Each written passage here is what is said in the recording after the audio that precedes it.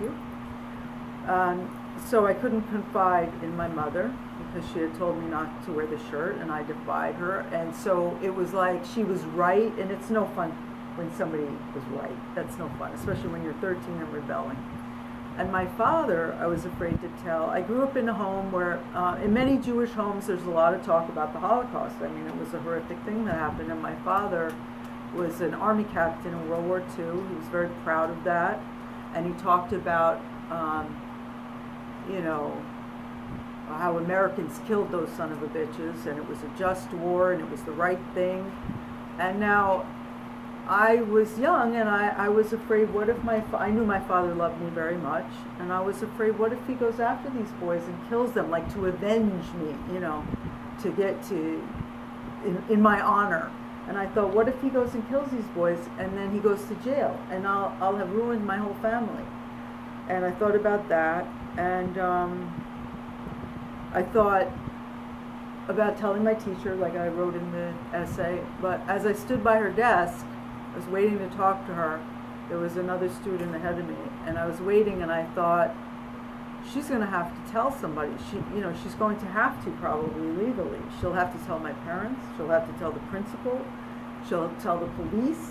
You know, what's going to happen? And I thought, we had all shared a joint that night. I had drank some rum, and I thought, they're not going, you know, I had no proof. I was very young. There was no Law and Order SVU. There was no Bill Cosby in the news with all these victims coming forward.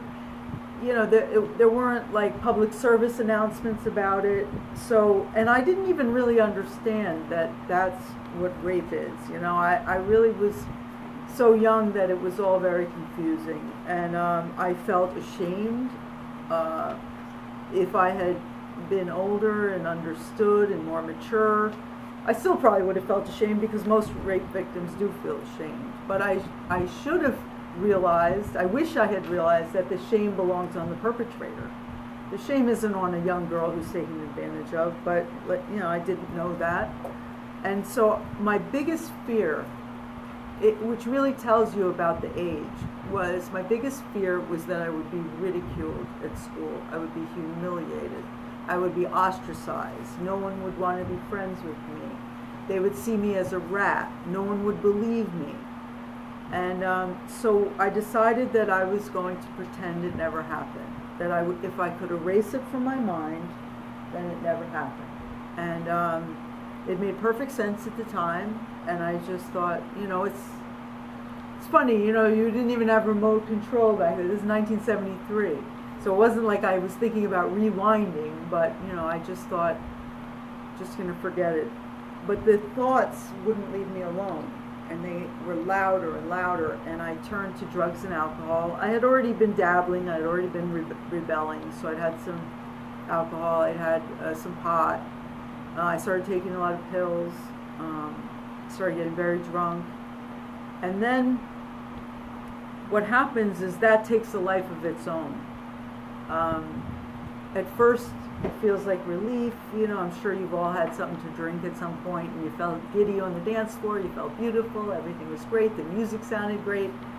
But the way that I was drinking and drugging, it turned on me, and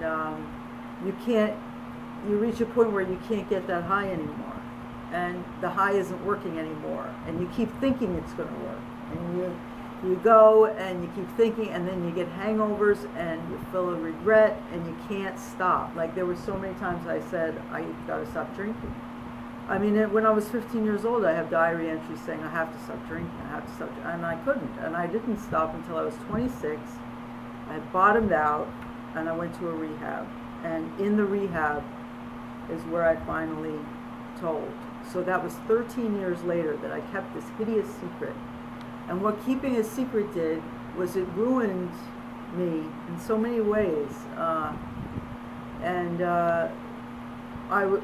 lot of rape victims become very promiscuous because by sleeping around, it's like this idea that you're in the driver's seat, you're in control. Nobody's going to take advantage of me. I'm in control.